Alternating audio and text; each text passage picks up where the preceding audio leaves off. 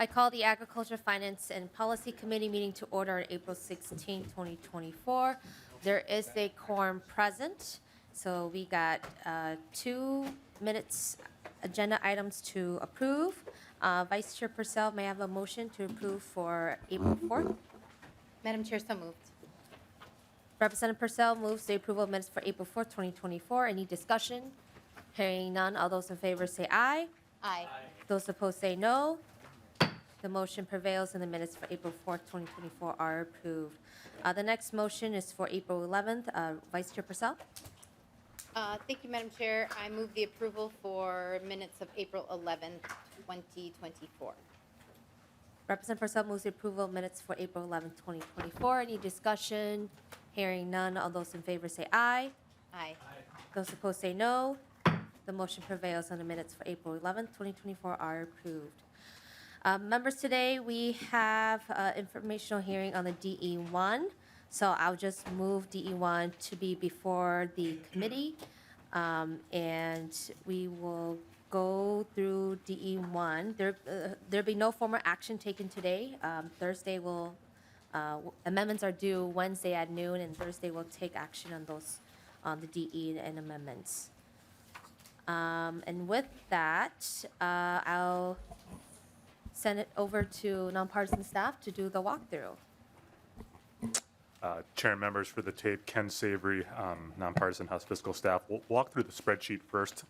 Should be in your packets. In the upper left-hand corner, you'll see a label entitled HF 3763-DE amendment. That is the DE amendment up for information today. We'll start with the Department of Agriculture for changes to in the DE. Line 8 is an increase of $300,000 for the soil health equipment grants. Line 9 is a transfer to the pollinator research account of $100,000 in FY25. Line 10 is $3,072,000 for nitrate treatment in FY25. Line 11 is an appropriation through the Department of Ag via the Department of Health for $223,000 to be transferred to the Department of Health for the private well drinking water assistance program.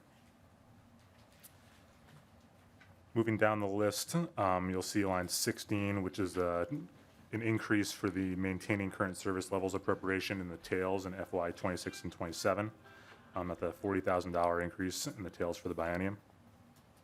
Then on line 20 is an increase to the biofuels infrastructure appropriation within Agri of $100,000 one time. And then line 21 is an increase of $200,000 to the rider within Agri for the Agri Farm to School program of $200,000. Line 22 is a tails appropriation or a tails increase for Agri more generally, and that would be in total $2,576,000 in FY 26-27. Line 23 and 24 are a number of technical changes as requested by the department via the governor's bill. Is a cancellation line 23 of Agri and cancellation of dairy within Agri in FY 24 of $4 million. And then on line 24, that $4 million is then reappropriated in FY 25. Then line 25 is the cancellation of Agri in FY 25 of $23,107,000, and then the identical amount occurring again in FY 25 with extended availability. Moving down to the admin and financial assistance portion, you'll see line 29 is an appropriation of one-time amounts for $300,000 for the beginning farmer equipment and infrastructure grants. And then line 30, you'll see a reduction to the maintain current service levels appropriation, specifically to the tails of $40,000. So the offset is on line 16 and line 30 for the maintaining current service levels, moving money between those two divisions of the department. And then flipping the page, there is an appropriation to AURI for food entrepreneur support of $250,000 in FY24. There are no changes financially for broadband. And then moving down to the summary section, just showing line 57, appropriations to the Department of Agriculture net to, in column R, $4,295,000 in FY24-25.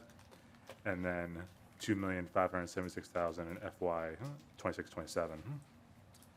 Line 59 is a summary for AURI. It contains $250,000 for the food entrepreneur support in FY 24. And then on line 62, you'll see in column R, total appropriations for this DE is $4,545,000, which is the amount contained within the budget resolution as passed by Ways and Means. And then additionally in column U, on line 62, you'll see $2,576,000, which is the committee's spending in DE, the amendment in the tails. Those numbers are identical. On line 64, there is no general fund revenue changes or reductions. Moving down the sheet a little bit more, you'll see a non-general fund expenditures area. We'll go through that. Line 68 is the AFREC extension. The DE amendment extends the AFREC program by 1 year. So there's additional spending for AFREC of $1,270,000 in FY 26. Members may notice that that number is slightly different than the governor's number, but the DE amendment is using updated data from Representative Fisher's bill, which was the fiscal note. So it's $1,270,000 for the 40-cent surcharge collection and expenditure. Moving down the list, you'll see line 70, which is an item to translate all certified applicator tests in Spanish. This will be coming out of the PRA account within the Ag Fund, and that's $900,000 in each fiscal year starting in FY 25. Additionally, line 71, this is in our provision with Mr. Sullivan we'll go over, but I'll briefly talk about it here, which is the Private Well Drinking Water Assistance Program. This is capturing the 40-cent surcharge and applying it for that purpose. And so you'll see spending of the identical 40-cent amount of $1,270,000 in FY 26 and FY 27. Line 72 and 73 is related to the amended House File 3815, which takes the interest on top of the green indemnity account and subscribes it to a purpose related to farmer debt reduction grants. Line 72 is the administration for those grants, $16,000 in FY 25, and then $4,000 and $3,000 respectively in FY 26-27. And then line 73 are the farmer debt reduction grants. This is the amount of interest that will be taken off of the top of the indemnity account and then prescribed for this purpose. So that would be $325,000 in FY 25, $85,000 in 26, and then $70,000 in FY 2027. Flipping over, you'll see some non-general fund revenues. These kind of are associated with the expenditures that we saw on the previous page. Line 77 is the Private Well Drinking Water Assistance Program. Again, that the revenues from the 40 cents surcharge of $1,270,000 in both years of the tails. And then line 78, you'll see one more year of collection for AFREC, which is the same amount in FY 25, $1,270,000. There's a handful of transfers to go over. Those are on lines 85 and 86. Line 85 is tracking the change of the interest of the green indemnity account going into a new fund, so there has to be a transfer for that to happen. So money is transferring between the green indemnity account on line 85 and then the farmer debt reduction account newly created on line 88. And those numbers are identical both for that. And then line 86, you'll see a transfer to the pollinator research account. This is the general fund appropriation within the Protection Services Division that will be going towards the pollinator account. So you'll see that moving from the general fund on line 86, $100,000, and then transferring on line 89, that $100,000 going into the pollinator research account. And Madam Chair, that concludes the spreadsheet walkthrough. All right, thank you, Mr. Savory. Mr. Sullivan, if you can walk through the DE. Madam Chair and members, I'll walk through the language for the delete everything amendment, H3763DE1. Starting on page 1, just a note about the format for Article 1. What this section does, you can see on line 1.5, is it's pulling in last year's appropriations to the Department of Agriculture for fiscal years 24 and 25, and then amending that law as needed to modify appropriations or increase them, as Mr. Savory has talked about in the spreadsheet. So you'll see any language that is not underlined is current law and is not being proposed to change by the chair's DE1 amendment. So for that reason, I'm going to skip over a lot of the language. I'm happy to come back and answer any specific questions that members have, but I will highlight a couple of items in Article 1. Most of the language is from the chair's House File 5229 in this article. That's the governor's supplemental agriculture finance bill as carried by Chair Vang. But on page 19, you go down about halfway, 19.15 to 19.19. This is the portion of last year's law that sets the tails for the agricultural growth, research, and innovation program. And this language, this increase on 19.17, this is from a separate bill of Chair Vang's House File 3763 that the committee heard earlier this session. Then if we can jump ahead to page 24. Earlier this year, the committee heard and amended Chair Vang's House File 4908 that had to do with the definition of emerging farmer and the preference provided to emerging farmers in various state programs. And you'll recall that in 4908, the chair was changing the definition of emerging farmer for purposes of these preferences, so creating two definitions. And this language on 24.4 through 24.15 is similar. Her House File 4908 also modified emerging farmer for purposes of the grants to Good Acre for the LEAF program. But you'll see that now instead of creating a new definition for emerging farmers, the language instead would require the Good Acre to compensate not emerging farmers, but farmers who are experiencing limited land access or limited market access when their crops are donated for hunger relief purposes. And then you'll see on 24.11 through 24.14, it refers to a section of statute where those definitions are established. And I'll make sure to walk through that portion of the bill when we get to that in Article 3. So then moving forward to 26, page 26. Again, in Chair Vang's 4908, dealing with emerging farmer preference, this is the same sort of language that we just saw for the Good Acre Leaf grants, but this applies to grants enacted last year that would go to Certified Community Development Financial Institutions, or CDFIs. Then, going on to page 28, starting on 28.1 and down through 28.18, this is the rider from last year for the Farm Down Payment Assistance Grant Program. If you'll recall, earlier this session, the committee heard Chair Vang's House File 4547. She also amended this language onto House File 4908. But what this language does is for the fiscal year 25 round of farm down payment assistance grants, the department would be directed to give preference or priority not to emerging farmers, but instead to eligible applicants, so those who otherwise satisfy the eligibility criteria for down payment assistance grants, and also either gross no more than $100,000 a year from the sale of farm products, or produce listed crops, industrial hemp, cannabis, or one or more of the specialty crops that are eligible for assistance under the USDA's Specialty Crop Block Grant Program. Then on page 29, lines 29.16 to 29.20, just highlight this as this is new. Mr. Savory mentioned that there's $300,000 in the second year for beginning farmer equipment and infrastructure grants. So this is the rider, the new rider that goes along with that line on the spreadsheet. Then the bottom of page 29 is section 2. This is amending last year's appropriation to AURI, or the Agricultural Utilization Research Institute. The new rider language is on page 30, lines 30.13 through 30.15. This is not language that the committee heard this year, but it is language that was in a bill heard last year, Representative Frederick's House File 1475.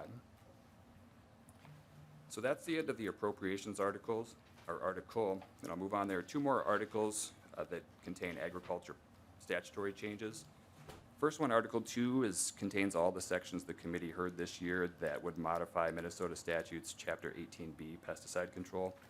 And there are a number of those, so they're grouped together in one article, Article 2. First section, Section 1, this was a department bill, or a portion of a department bill, House File 4699, as carried by Representative Purcell.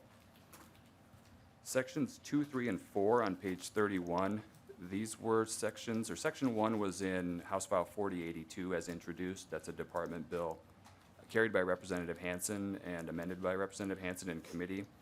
Sections 3 and 4 are the sections that he successfully added via amendment that require the department to consult outside experts in certain circumstances. Then moving on to page 32, Section 5, Training Manual and Examination Development. This is the first in a number of sections that were included in a department bill carried by Representative Purcell this session and heard by the committee. That's House File 4699. And they modified testing and other licensing requirements for licensed and certified pesticide applicators. So that's Section 5, 6, and 7 on 32. And then it's most of the language on page 33 down to Section 8, Renewal. Section 8 renewal includes language also from Representative Purcell's 4699, but then it also is combined with language that Representative Ream carried in House File 4164, which was another Department of Agriculture pesticide bill that the committee heard this year. The two bills both modify Minnesota Statute Section 18B.32 Subdivision 4, so the language from the Ream and the Purcell bills are combined into one section in Section 8. Section 9 on page 34 is from Representative Reams, House File 4164.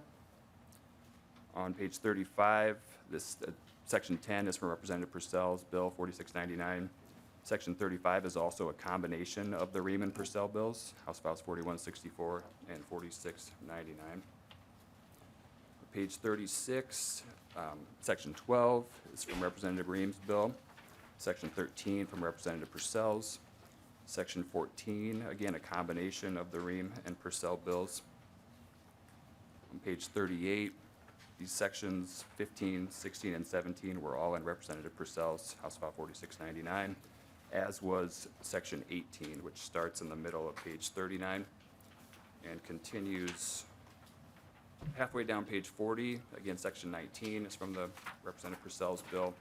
That continues through the top of page 41 down to 41.13. And then the commercial applicator license examination language requirements. The committee will recognize this language from Representative Hemmingson Yeager's House File 4110.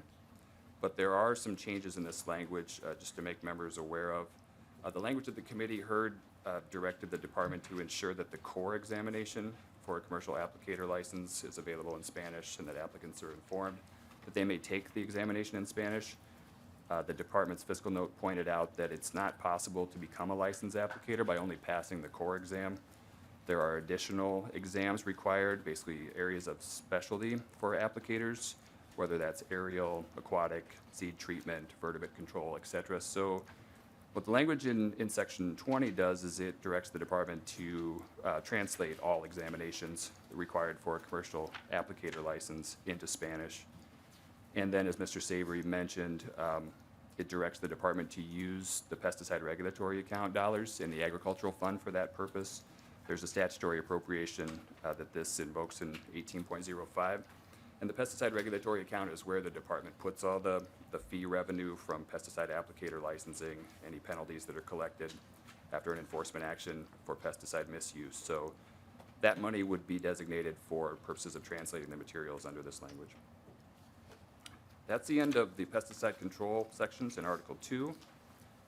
Bottom of page 41 then begins Article 3. These are all the other agriculture statutory changes that are carried in the DE1 amendment. Starting off with Section 1, definitions. This is from Representative Tapke's House File 3809. The committee heard earlier this session. This was a department bill modifying the compensation program for damage caused by wild elk to crops or fencing. So that's Section 1 on the bottom of 41 is from Representative Tapke's bill, as are on the following page, Sections 2 and 3. On page 43, Sections 4 and 5. And Section 5 then finishes up Representative Tapke's bill on the top of page 44, 44.10. The next, section 6, debt reduction grants. This is language that Representative Hanson offered an amendment to Representative Cha's House File 3815, the grain buyer licensing and financial statement bill. But there are some changes in this language as well from the language the committee adopted via amendment. Just quickly, those differences are on 44.19. The language specifies that the grants are up to $20,000 per eligible farmer per year. And then 44.21, 44.22 specifies that the department must award these grants on a reimbursement basis and points to the existing grants management requirements that apply to all state grants under Minnesota statutes, Chapter 16B. And then subdivision 3 is new as well, requiring an annual report on this program to the legislature. So at the bottom of page 44, section 7, now we're back to Chair Vang's House File 4908, which modified preference for emerging farmers under various state programs. So you'll see on the 44.31, right now under current law, the Department of Agriculture is required to give preference to emerging farmers when awarding beginning farmer equipment and infrastructure grants. 44.31 changes that preference from emerging farmers to farmers experiencing limited land access or limited market access, as those terms are defined in the following section. That's section 8 on page 45, definitions. And this is actually, it's Representative Vang's House File 4908, and it's also lines 45.15 and 45.16. These are from a separate bill, Chair Vang's House File 4547, that would also provide that, just in general, to be eligible for a down payment assistance grant, the applicant cannot be purchasing the farm from someone who they're related to by blood or marriage. And then the new definitions that are important for now several programs for providing preference begin on 45.19. Members will recall that Chair Vang's amendment used the term incubator farm when the committee heard House File 4908. Now in the DE, that term is defined on 45.19 through 45.27. And it's any farm where individuals are given temporary, exclusive, and affordable access to small parcels of land, infrastructure, and often training for the purpose of honing skills and launching a farm business, and where the majority of the individuals who are farming these small parcels of land grow industrial hemp, cannabis, or one of the specialty crops eligible under USDA's specialty crop block grant program. So then limited land access, that term is defined on the bottom of page 45, starting on 45.28. And this language is also a bit different from the committee, what the committee adopted earlier this session. You'll see that it specifies that it's farming land that the individual, so in this case the applicant for one of these state grants, does not own when, one, the individual or the individual's child rents or leases the land, and each lease or rental agreement does not exceed 3 years in duration, and they're renting from a person who is not related to them by blood or marriage, so someone who is not their relative. Or on page, so it's an or on 45.31, so limited land access could mean the short-term rental arrangement that I just described, or that the individual rents land from an incubator farm, as defined earlier in this section. And then limited market access, I believe this is the same language the committee adopted earlier. That would mean that the majority of the individual's annual farm product sales are direct sales to the consumer. So then section 9 was also in Chair Vang's bill. You'll see now this is a reporting requirement for down payment assistance, farm down payment assistance grants. Adds a new reporting element, the number of applicants or recipients of down payment assistance grants who at the time of application were experiencing either limited land access or limited market access.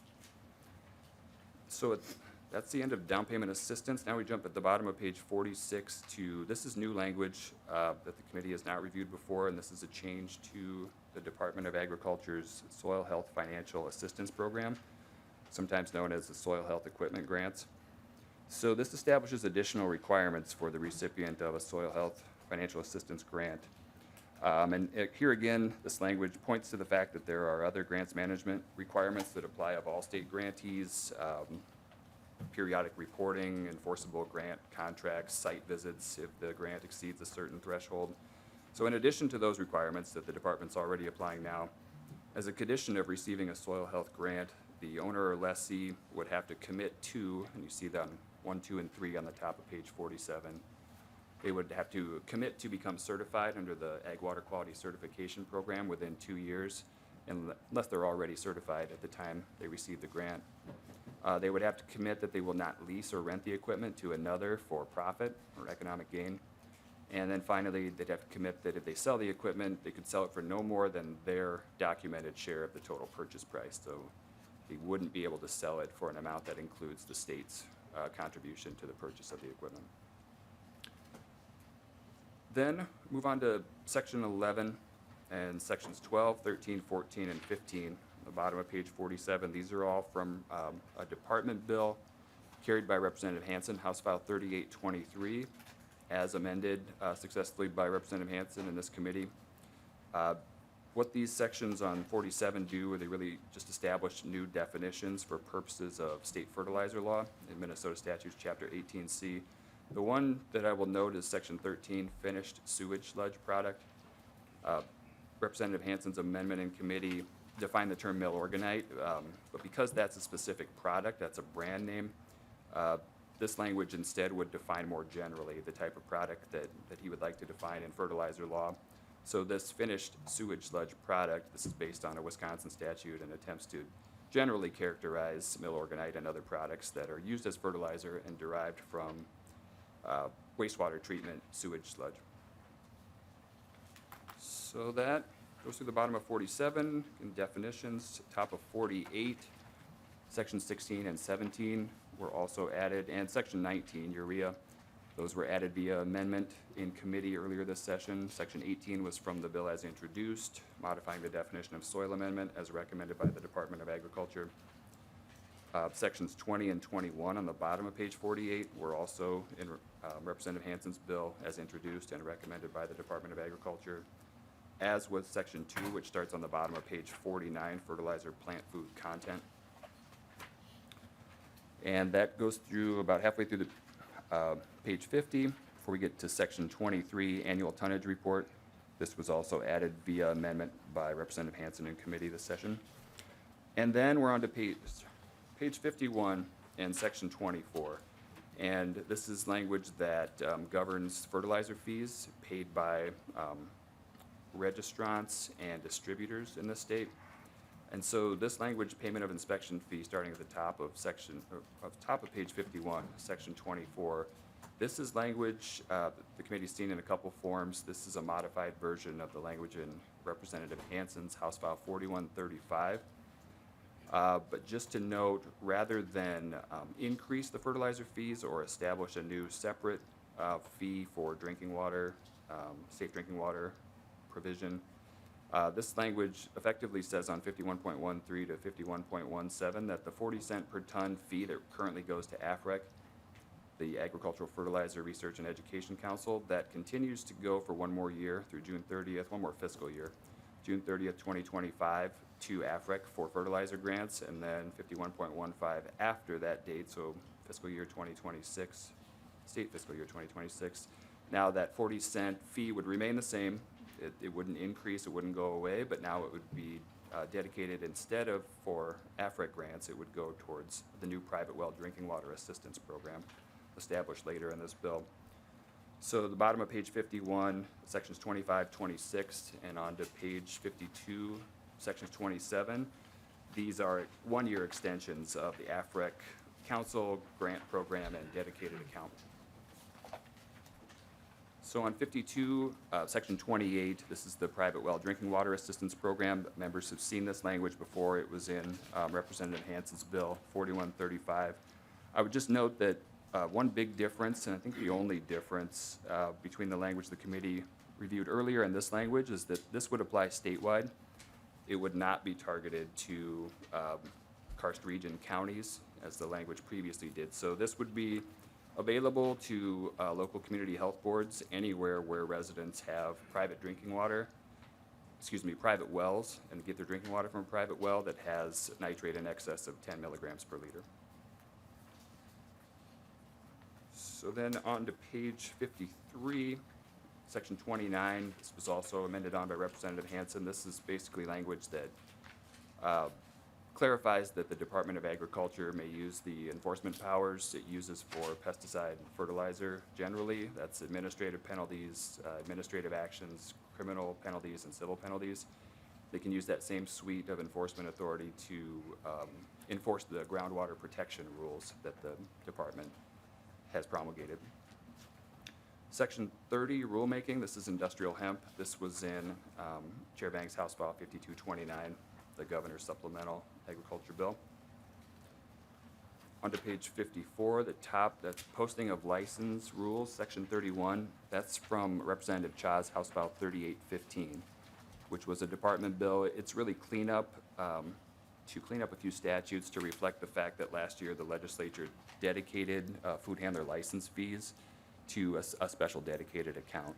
So this language is just kind of cleaning up and making sure that statutes are all clear that that's the destination for food handler license fees. Section 32, expiration. This is from Representative Sensor Murrah's House File 3821. This was a department bill the committee heard this year, and it extends the Food Safety and Defense Task Force by 10 years. Section 30, sale of imitation honey. It's from Representative Purcell's 5147 that the committee heard last week. Page 55, section 34 is an extension of the Organic Advisory Task Force. The committee heard this as part of Chair Vang's House File 5229. That's a 10-year extension on 56.16. Page 57, section 35. These were recommendations by the governor and the Department of Agriculture, changes to their dairy development and profitability enhancement program as carried in Chair Vang's House File 5229. Then on page 58, section 36, this is new language to the committee this year. What this language does is requires the Department of Agriculture, under current law, to report to the legislature annually about the bioincentive programs, the advanced biofuel, renewable chemical, and biomass thermal energy incentive programs.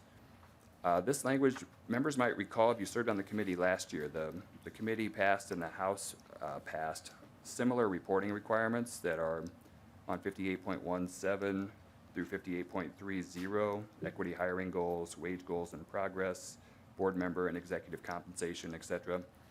What's new this year is that on 58.11, the department would also report on the recipients of sustainable aviation fuel tax credit certificates. So this doesn't modify the state tax credit at all. It just modifies the Department of Agriculture's reporting requirements for bioincentive and similar programs. So then page 59, sections 37 through 40. These were in Chair Vang's House File 5229 as recommended by the department. These all increase the Rural Finance Authority's participation in its various loan programs that it partners with private lenders to deliver. That's the Beginning Farmer Loan Program, the Restructuring Loan Program, Seller-Sponsored Loan Program, Agricultural Improvement Loan Program, and then at the top of page 60, the Livestock Expansion and Modernization Loan Program.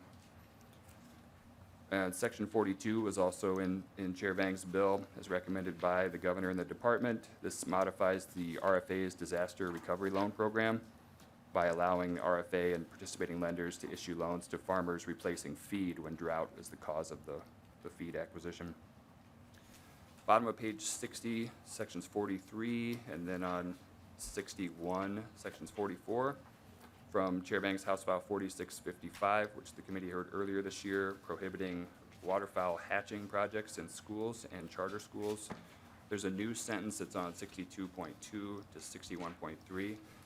Excuse me, providing that this prohibition on hatching projects would not apply in the school setting if the hatching project was conducted by or with the support of or under the auspices of FFA or 4-H.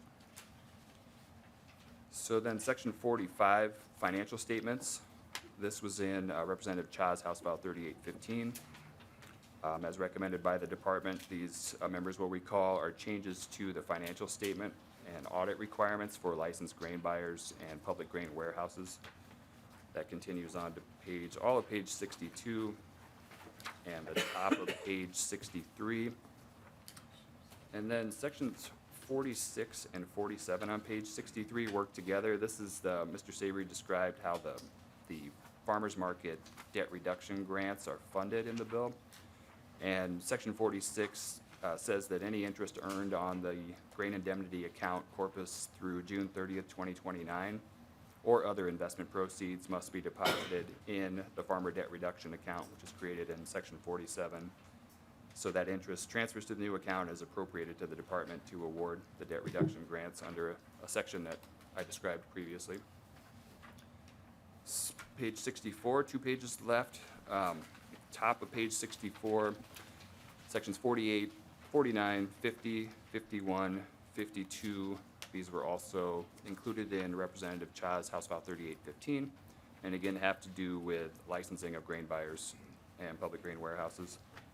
Bottom of page 64, requiring a carbon credit report. Members will recall this language. Representative Purcell amended this onto her House File 4899 during its most recent hearing in the committee. And then section 54 is the final agriculture section. It's on the top of page 65. This is the repealer. These were sections that were included in department bills. Representative Tabke's 3809 gets rid of the rulemaking requirement for the Department of Agriculture and the rules that the department has adopted under that authority, and basically replaces their rules with the language that the committee saw earlier, that basically moves a lot of the guts of how the program works from rules into statute. And then 34.07, repeal of the beverage inspection account, is from Representative Cha's 4035. That's the last piece of the licensed food handler revenue dedication from last session. Then the short Article 4 for broadband, sections 1 and 2. These are the language the committee reviewed earlier this session as part of House File 5231, Chair Vang's bill, which is the governor's supplemental broadband recommendations. And that's it. The bottom of 65 is just the new title to reflect the bill as amended. And with that, Madam Chair, that's the end of the DE1. All right, thank you, Mr. Sullivan. Next, we will have testimony. And so our first testifier will be Commissioner Peterson from the Department of Agriculture and Deputy Commissioner Andrea Vobel. Welcome to the committee. Thank you for being here. If you can identify yourself for the record and proceed. Thank you so much, Madam Chair. For the record, my name is Andrea Vobel. I serve as Deputy Commissioner at the Minnesota Department of Agriculture. Thank you so much, Chair Vang and the committee, for all of your work on this bill the last few months. We are very grateful for the chance to comment on the DE. We will be sending a letter with more specifics to you all later this week, so we won't dive into everything, but just a couple of highlights. First, again, to Chair Vang for her steadfast support of Agri. We are very grateful for the investment in fiscal year 26 and 27 to help with our staffing capacity issues and the many programs that Agri supports. So thank you so much for that investment. We appreciate the inclusion of the agency's, most of the agency's requested policy language and technical fixes that are outlined in the bill. Also for enabling us to respond to the EPA's petition work plan with the investment you've made in nitrate treatments. We also appreciate the investment in soil health equipment grants, as well as we've discussed plenty of times in this committee, the extreme popularity that program has induced. We do urge the committee to allow leasing for soil health grants. We know a number of soil and water conservation districts do rent out the equipment. It's been extremely helpful for getting other farmers interested in soil health and getting the word out. So we would encourage folks to look at that. AFREC, we do have concerns with how AFREC is outlined in this bill. You will know that the governor's position supports a clean 5-year extension, so we are open and happy to continue working on that in discussions with you, Chair Vang. We do have concerns about using the grain indemnity account interest as outlined in the bill. We think the debt reduction grant program is a great idea, but does need further fleshing out and more investment overall. We, again, would be happy to discuss this program further next year. Thank you so much to the chair for her work on the definitions for the down payment assistance program. We've had a number of conversations with stakeholders over the last few weeks. I think we've made real progress. We do look forward to continuing that conversation in conference with the Senate. We do have concerns generally with the sustainable aviation fuel technical fix not being in the Ag Committee bill. And the reporting requirements outlined in this bill, we do have concerns from a staff capacity perspective as well. Again, we look forward to further discussion on this. And then once again, thank you for the support of Agri. We appreciate the flexibility and the ability to respond to the many ongoing and upcoming issues that come up in the agricultural sector. So thank you so much. All right, thank you, Deputy Commissioner. Our next testifier is Andre Graham from the Community Investment and Expansion Partners. Is Andre here? We can move on to our next one. Beth Nelson from Minnesota Cultivated Wild Rice Council.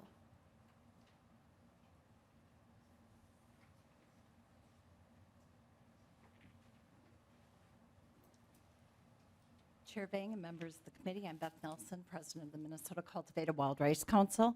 And today we would like to encourage the House Committee to adopt similar language that the Senate has just come up with as far as the agreed language for the Wild Rice Research Program. In your current bill, it still has the $450 for year one, but nothing for year two.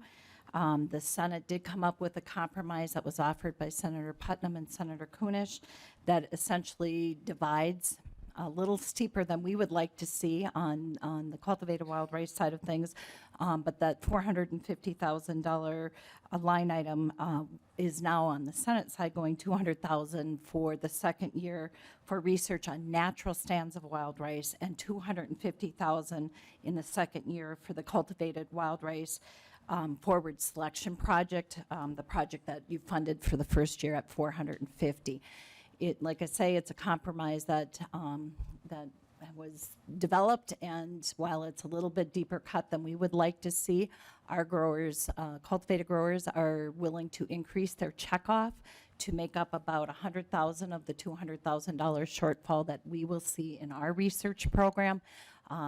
Coming up with the full 200 will be probably outside of our reach, but having said that, we think this compromise is a good start to maybe healing Minnesota wild rice industry, both the lake stands and the cultivated side of the industry, so that we can maybe start to work better together and move the industry forward as a whole. All right, thank you, Beth. Our next testifier is Tom Godward from the Minnesota Cultivated Wild Rice Council. Welcome, Tom. If you can identify yourself before the committee and proceed. Madam Chair, members, Thomas Godward, wild rice grower, Aiken, Minnesota. I support everything Beth said, and really, I'm on the Minnesota Cultivated Wild Rice Board, and I'm here to answer any questions, but I support what Beth just said and really have nothing else to say. Thank you, Tom. Thank you. Our next testifier is Lauren Dower from the Minnesota Farm Bureau Federation. Thank you for being here. If you can identify yourself for the record and proceed. Thank you, Chair Vang and members of the committee. My name is Lauren Dower with the Minnesota Farm Bureau Federation. I have the privilege of representing 30,000 farmer and rancher members from across our state. I appreciate the opportunity to testify on House File 3763 with the DE amendment. I want to take this time to thank the chair and each of you for your hard work over these past few months on this bill. I briefly will highlight a few provisions in the bill and provide suggestions when needed. First, we appreciate the consistent funding allocated to the Department of Agriculture for the Agri program. We know this program plays a vital role in encouraging growth opportunities for the agriculture and renewable fuels industries. Thank you for including funds specifically for farm-to-school programs and the biofuel infrastructure grants.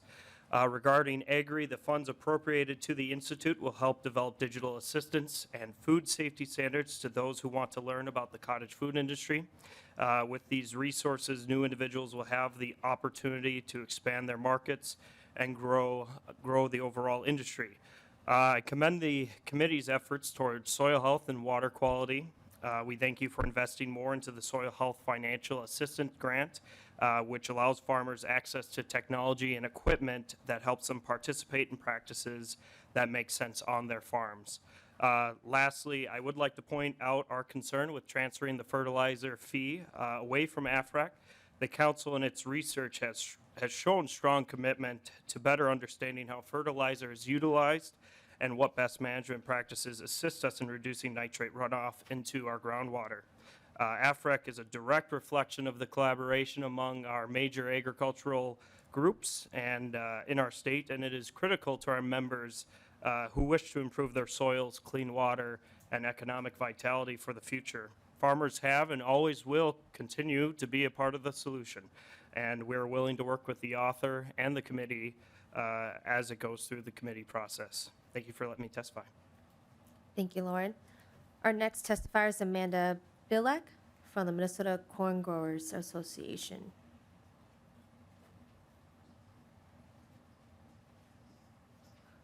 Welcome, Amanda. If you can identify yourself before the record and proceed. Great. Thank you, Chair Vang. And members of the committee, my name is Amanda Bilek. I am the Senior Public Policy Director for the Minnesota Corn Growers Association.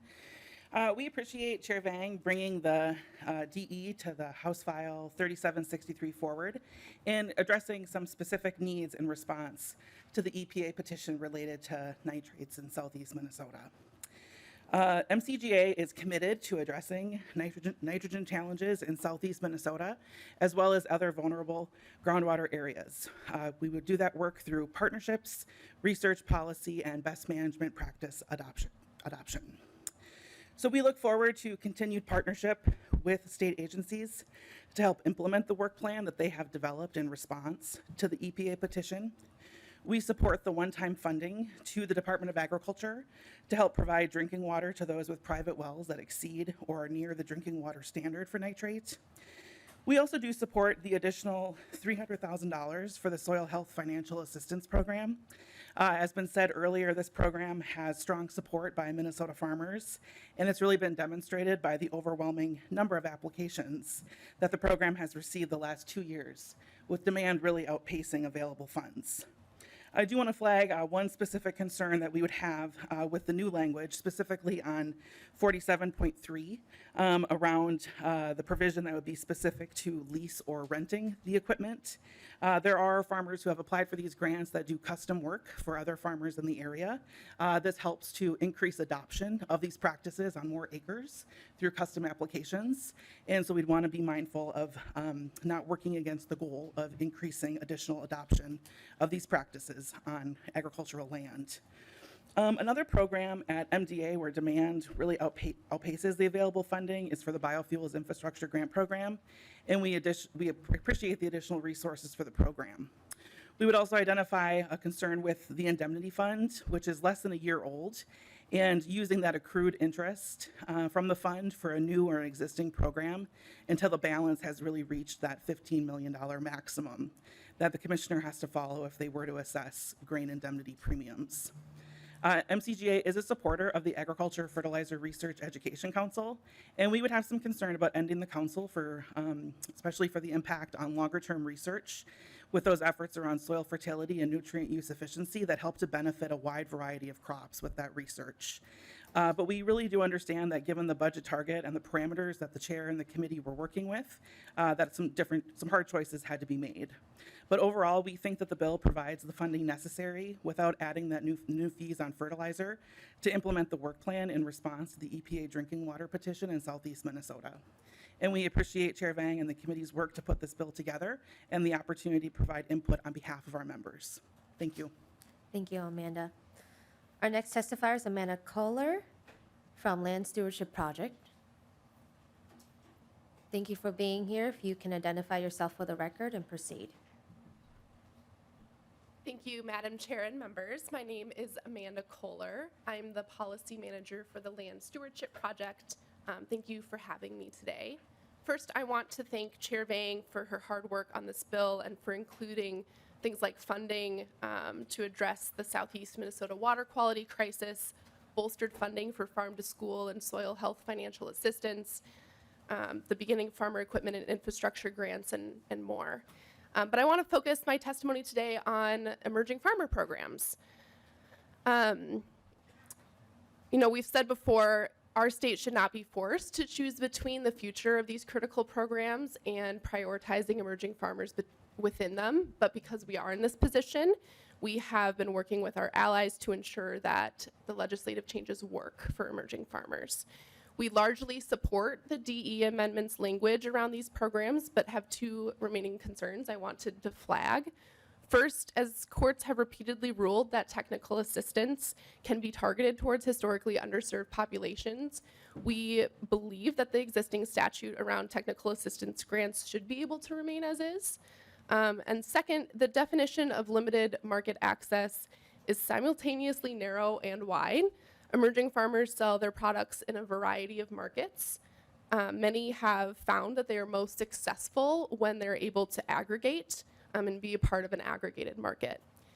At the same time, many farmers who would not necessarily be considered emerging or under-resourced would fall under limited market access, such as well-established farmers who primarily use CSAs or farmers markets to sell their products. So these folks could be unintentionally prioritized in these programs, when our understanding is that the intention is to target folks who have fewer resources or are less established. So largely we support the DE amendment, and we ask for your support for this bill as amended, and to consider our concerns as you move forward with the bill and into conference committee. Thank you. Thank you, Amanda. Our next testifier is Stu Laurie from Minnesota Farmers Union.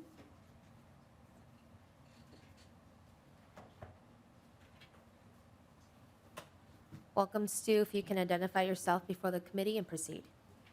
Thank you, Chair Vang and members of the committee. For the record, my name is Stu Laurie. I'm the Government Relations Director for Minnesota Farmers Union, and I'm grateful for the opportunity to thank you all and Chair Vang for your work to craft the supplemental agricultural budget bill. With my 2 minutes, I'll work to quickly highlight two areas of work that we strongly support and that we think make up kind of the bulk of what this supplemental budget is aiming to do, and then highlight a couple areas of concern that we'd appreciate the opportunity to continue to work on. So first and foremost, and our top priority coming in to this session for this committee on the budget, addressing the shortfall in agri. Chair Vang, you have been unequivocal, not just with our organization and this committee, but also leadership, that's a priority for you as well. And we really appreciate that was addressed in the joint budget targets and that you have this addressed here in this committee. As we've said before, agri is that umbrella program that funds beginning farmer grants, farm to school, biofuels infrastructure,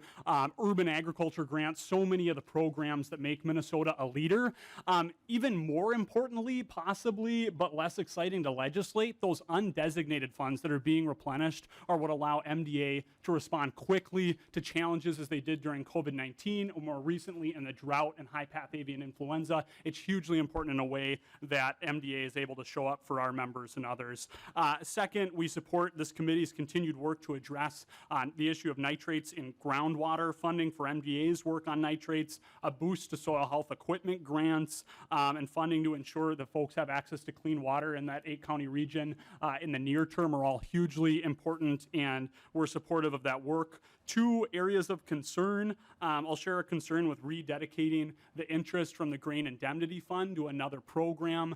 As Chair Vang, you've said, and others have shared, that was a key highlight and a generational investment this committee made last session. And an important provision in that was allowing that fund to grow interest, as we do with other funds, ensuring that it grows and protects farmers long term. So eager to work on behalf of farmers market farmers, many of whom we represent going forward, but wanted to share a concern with that. And second, I'll echo other folks' concerns with rededicating funding that would have gone to AFREC. That's research that our members use and MDA uses to inform best management practices. And of course, I'll just say that crafting a budget requires difficult decisions, and we absolutely recognize that. There's lots more I could talk about that we appreciate in this bill: increase beginning farmer infrastructure, biofuels infrastructure, farm to school increase, grain licensing changes, the funding for AURI, which was heard last session. But I'm sure I'm above my 2 minutes, and I will stop there and be eager to answer any questions. So thank you.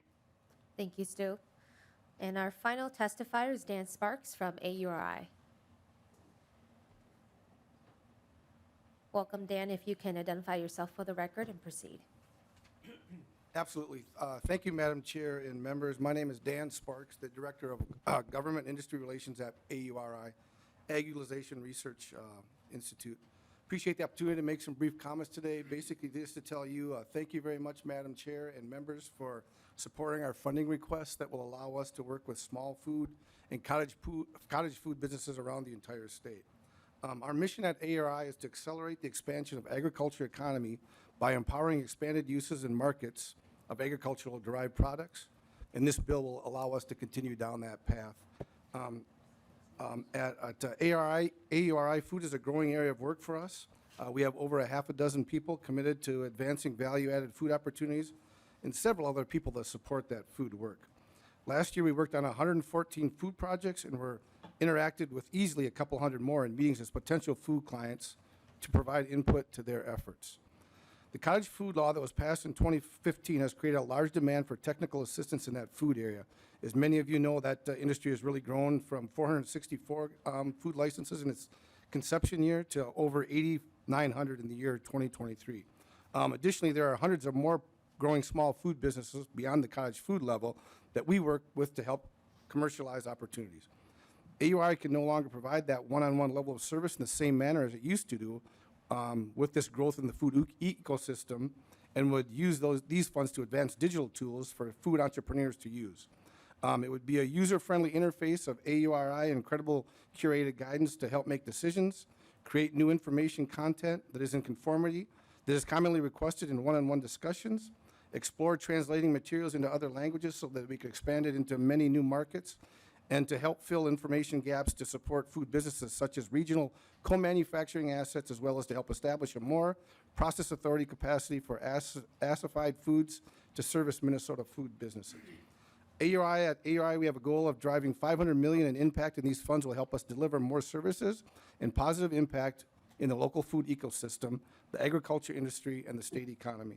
And with that, Madam Chair, again, I just want to thank you. We'll continue to support you and members, also working with our friends at the Minnesota Department of Ag and other stakeholders as this bill continues to make its way through the legislative process. Thank you very much. Thank you, Dan.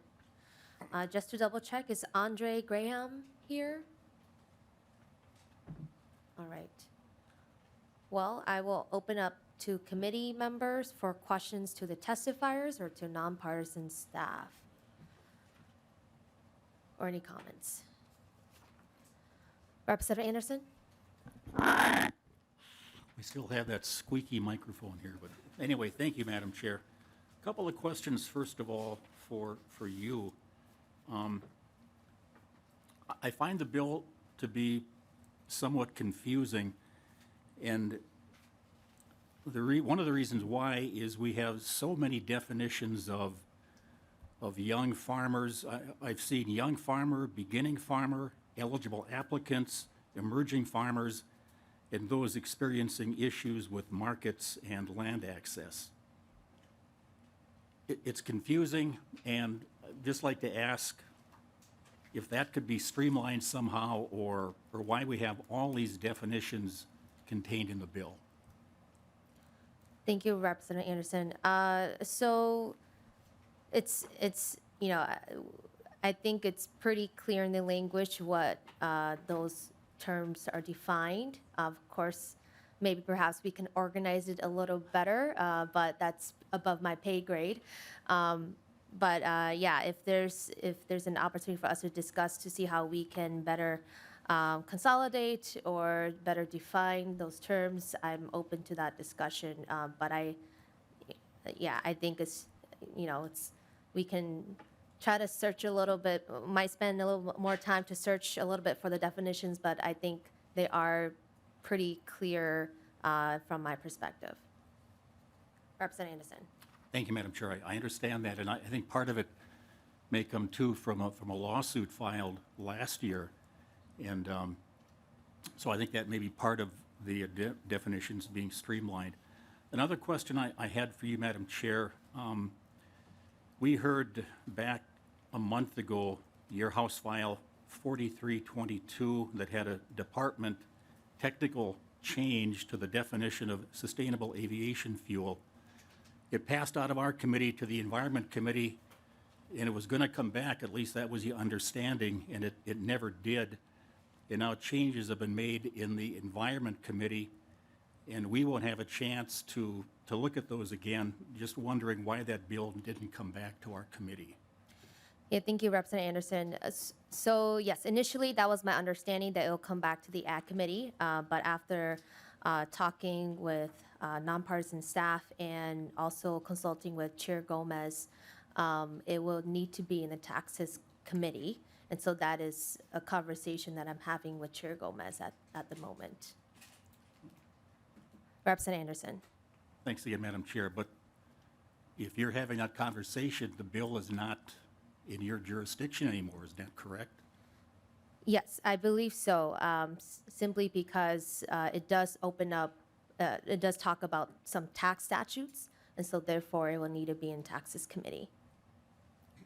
Representative Anderson. Thanks again, Madam Chair. Just a couple other comments and questions for today.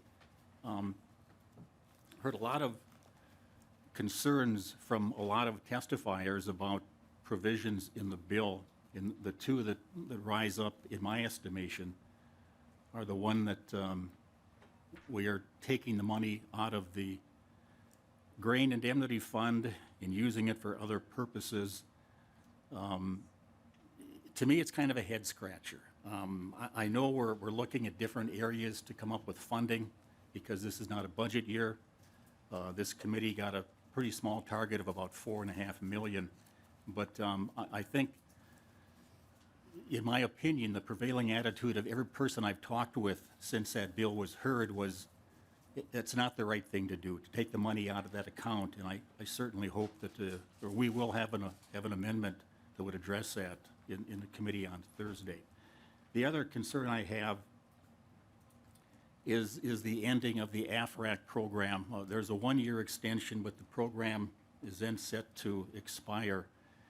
And again, in these times that we're trying to improve the utilization of all fertilizers, it seemed like an inappropriate time to end a program that's been around a while. And the other thing I would point out to committee members is that is not state money. That is money that has been collected from farmers and anybody who buys fertilizer, but mainly farmers. So the taking of that fund, that is a fund that is directly paid into by farmers and others that buy fertilizer, to me it's almost ethically wrong that we should be rating that fund or taking that fund and using it for a state purpose that would usually be funded through state dollars. These are farmer-generated dollars that are being, again, I'm going to use the term rated, to go into another area of use. And I strongly am against the taking of that money for other uses in this committee. And I have other concerns. I'll save those for next week, and I'll quit talking. Thanks, Madam Chair. Thank you, Representative Anderson. Further comments? Representative Cha. The testifiers are open to questions, right? Did you say that? Yes. Can I get the wild rice testifier down here? I have some questions for you. Beth Nelson and Tom Godward. Representative Shaw, you can state your Yes, question while. I don't think we heard about wild rice in this committee. It's probably in the Senate, like you mentioned. Can you tell me more about the challenges you're having and the funding that you're needing for what's it for? Sure. Beth We have- Nelson. Oh, sorry, Madam Chair, members of the committee. We have had a line item in the agreed funding for a number of years. And last year, that was being challenged, and Senator Vang and, Representative Vang and Senator Putnam challenged the industry and the Department of Agriculture to have a number of meetings to see if we could come up with a compromise. The compromise was not very clear at the end of that process. However, recently we have been able to come up with this compromise that is in the Senate language, where 200,000 of the 450 would go towards natural stands of wild rice, research on natural stands, and 250 would stay in the cultivated industry. for the forward selection program that is currently being done at the NICROC in Grand Rapids. Representative Cha. Can you give us an overview of how big or small your industry is and how many farmers this is? Beth Nelson. So the industry there are about 32 farms in the state. I should have the number at the top of my head. Do you remember our economic value? I think it's 548 million. I would have to get back to you with that. I did not bring that with me today. But it does bring much needed income to some of the poorest counties in the state. So wild rice is grown on often on marginal land that is not suitable for other farming conditions. And so we've created that industry. And like I say, it has brought much needed income to some of the poorest counties in the state. Representative Cha. Does this program include any of the, I guess, Native American farmers in wild rice? So Red Lake Nations is the 5th largest cultivated wild rice producer in the state of Minnesota. They actually provided information last year in a resolution stating that the cultivated wild rice program that they have at Red Lake Farms is actually their most economic enterprise that they have on that reservation, bringing much needed income. They've also just made a huge additional investment in the cultivated wild rice industry by buying a marketing arm that was for sale. So yes, Red Lake Nations is very much involved in this. The other tribal communities will be involved in the compromise that has come up with determining what type of research they would like to see in the $200,000 that's going to go into more the conservation and research of natural stands. Representative Cha. Thank you. I have more questions, but I'll take them offline. Thank you, Chair Vang. Further questions? Representative Jacob. Thank you, Chair Vang. This is not for the people we currently have up here. Or Okay. did we have more Who would you like to, do you have questions for testifiers? Just general questions on the bill. Oh, okay. Proceed. Okay. Thank you, Beth. Thank you, Tom. Thank you. So, I'd worked on the ag water quality certification bill, and of course, disappointed that we didn't really fund anything for additional farming practices to resolve that issue. But the funding does seem to be directed towards wells in particular, and I'm wondering about the issue of substandard wells. It doesn't appear that we're giving funding just as much to people who may have a substandard well as someone who has a well that's built up to code. So I think that the concern or the question is that really a good investment to invest in a well that's not built to code to begin with? And do we have any solutions for that? Representative Jacob, I think as we heard throughout session that there are communities who have an increased level of nitrate contamination, and there is a need where there are families who don't currently have access to clean drinking water.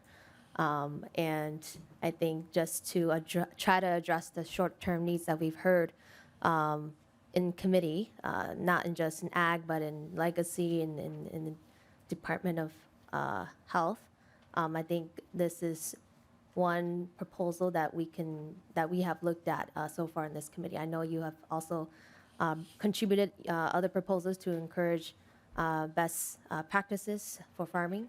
And as I've expressed to members that this is going to take a multifaceted approach, and I think this can be an ongoing conversation, not just for this year, but also for next year too as well. Representative Jacob. That's all. Thank you. Representative Harder. Thank you, Chair Vang. This question might be for research. So on page 60, where it talks about the waterfall hatching prohibition, so it mentions on that 60.31 class or program. Does this mean, or would it apply to, say, a farm would offer this program, that they would not be allowed to offer this program to students? Mr. Harder, is this for Mr. Sullivan, I believe to clarify? so, yes. Mr. Sullivan? Madam Chair and Representative Harder, I think it's a good question. The way I read the language is it says the school board must prohibit the project as part of a lesson or experimental study in a class or program. So I read that language to mean it's a school-sponsored class or like an after-school program.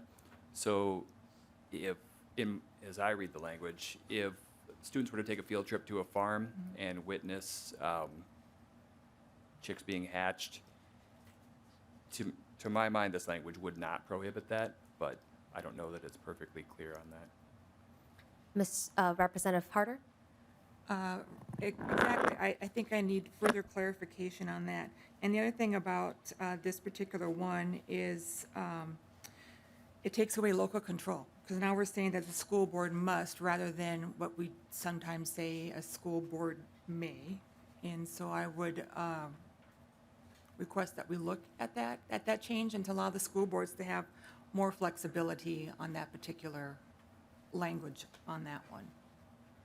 My second question has to do with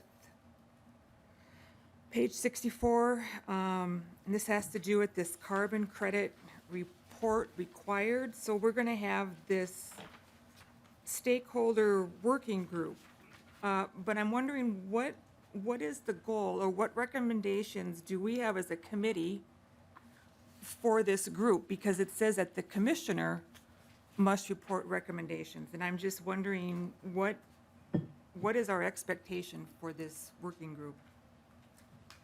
Representative Harder, I believe this is this is within Representative Vice Chair Purcell's bill, so I'll defer this to Representative Purcell. Thank you, Madam Chair. Thank you, Representative Harder. I am continuing to work on this and to try and make sure that we are more prescriptive to help the department get off to a running start. And we'll have an amendment to better define that. And so if you want to touch base after this, I'm open to how exactly, if we want to be more prescriptive in defining how that report comes back, or then sort of what next steps come from that, I'm very open to that. And now is a great time for us to collaborate on. Representative Harder? Thank you for that. I just want to make a comment, I guess. I mean, we have lots of working groups here at the state, working groups on a variety of issues. This one is a little bit concerning because I'm not sure what the direction is, and I just hope that whatever comes out of this working group doesn't lead to a continued government overreach on people in agriculture, because that does have an effect on our bottom line, depending upon what comes out of state. So I just want to make that known, that I'm concerned about the intentions of what would happen with the recommendations from that group. Thank you. Thank you, Representative Harder. This is just a report, so there's no overreach. Representative Hansen? Thank you, Madam Chair. I just want to compliment you on developing a good compromise. DE, there's things in here that I wish were here, or things that I may not fully support, but that's what compromise is. And each of us around the table here represent over 43,000 people. And so I think there's a little bit of everything from everybody in here, and particularly taking into the context of the discussions and the deliberations that have come. So I think you've done a good job. Maybe just to reiterate the calendar ahead of us for the next couple weeks. We've got Passover break in there, and so what's ahead of us in terms of the timing? Thank you, Representative Hansen. So amendments will be due at noon tomorrow. And we'll have a regular committee meeting on Thursday to adopt amendments or make motions to the bill, and hopefully we will move it out of committee to Ways and Means on Thursday. And after that, I'm a little bit unclear, but we'll keep members posted about when Ways and Means is scheduled to hear the DE1. Further questions? Representative Hansen? No. Okay. Representative Anderson? Thank you, Madam Chair. A couple more questions. On the page 52, line 6, we're referring to community health boards. What are they? Can somebody from the department tell us what they are? Are they already established, or is this another layer of local bureaucracy?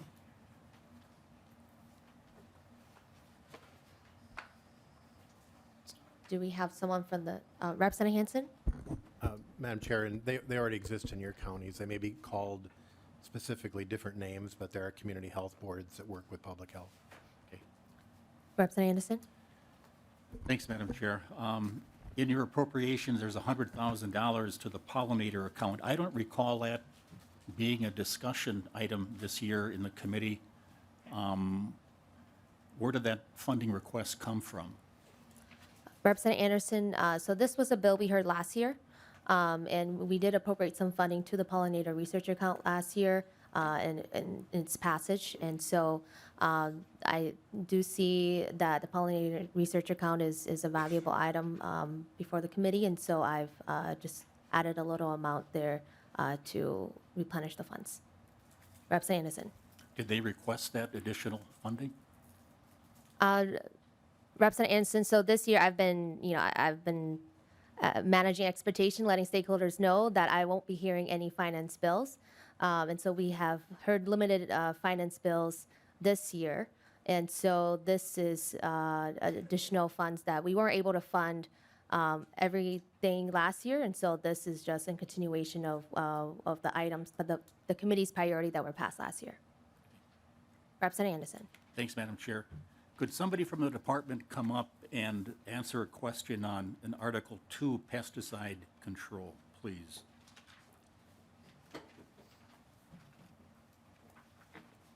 If you can identify yourself for the record. Chair Vang, Representative Anderson. I'm Joshua Stamper. I'm the Division Director of the Pesticide and Fertilizer Management Division in the Minnesota Department of Agriculture. Representative Anderson. Your Thanks, question? Madam Chair. Mr. Stamper, I raised this question earlier, didn't really get an answer earlier during the year. I assume this article has to do with being licensed in handling restricted use pesticides. And I raised the point of maybe somebody who's driving a water truck out to service a sprayer, if they would have to be licensed.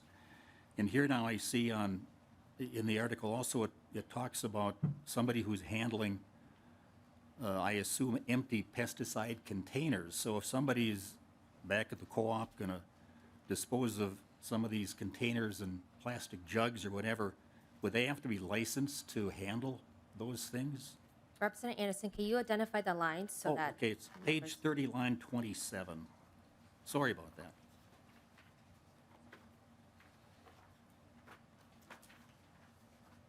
My apologies. What's your name again?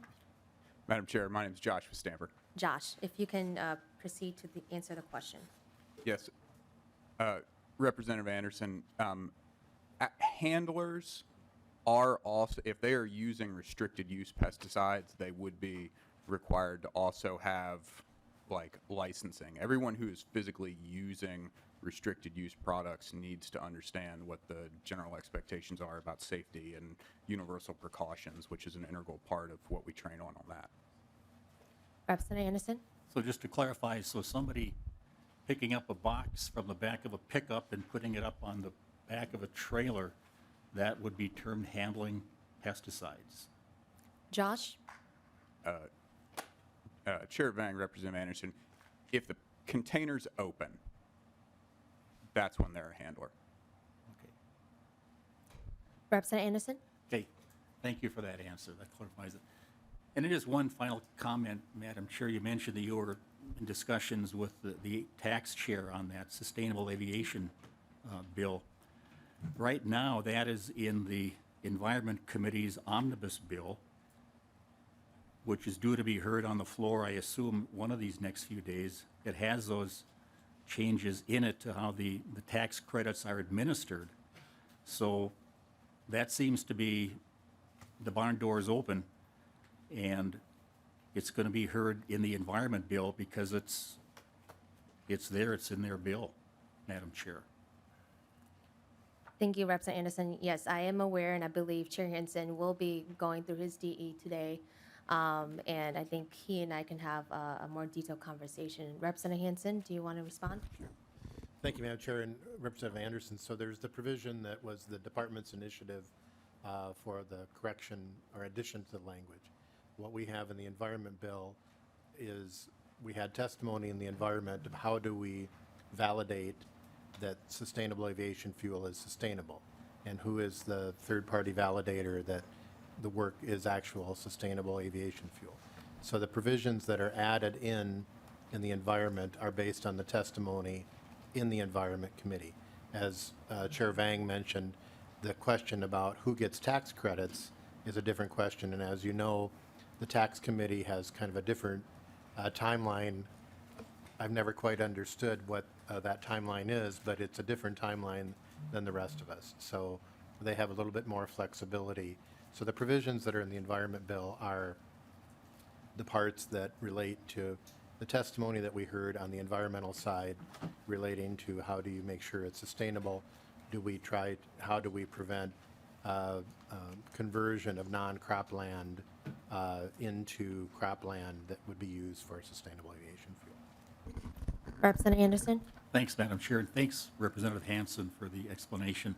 I looked at the language in your bill, and it talked about having to be cropped 5 out of the last 10 years, those types of things, and a form being approved by Bowser to certify that those things are being done.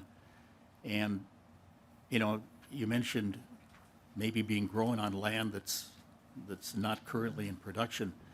It's going to be a real challenge to produce corn that meets these carbon reduction score goals that are being instituted by the federal government. So I think the last thing that any farmer would think of would be plowing up a wetland or whatever, a pasture, to grow corn on to qualify as sustainable aviation fuel. It's going to be a big enough challenge trying to use cover crops and precision fertilizer applications to get that carbon score down low enough to qualify for the credits. But there was concern mentioned about how that tax credit would be administered, and I understand that will be done in the Tax Committee, but there was some concern about that not coming back to the Ag Committee, Madam Chair. Thank you, Representative Anderson. Further questions or comments? Representative Cha? Thank you, Chair Vang, for putting together this extensive, DE. There are some good things and some bad things in here, but you know what I'm most excited about? It's Purcell's bill about protecting our honey, and so, it's kind of humorous, but, I've had, sugar honey before, and it's not that pleasant, so this is a great pathway to protect our bees and our pollinators, so thank you. Thank you, Representative Cha. Any further questions, complaints, or compliments? Representative Anderson. I just want to say thank you, Madam Chair, for pushing back your amendment deadline a few hours. That'll help us, so thank you for that. Thank you. I've heard extensively from members, so my apologies, but thank you for your patience. And with that, members, we are done with our testimonies for today and questions. Members, there is a save folder, so please put these documents in the save folder because it will be the same documents we'll be using for Thursday's committee. And with that, our next meeting is Thursday, April 18th. Thank you, everyone. This meeting's adjourned.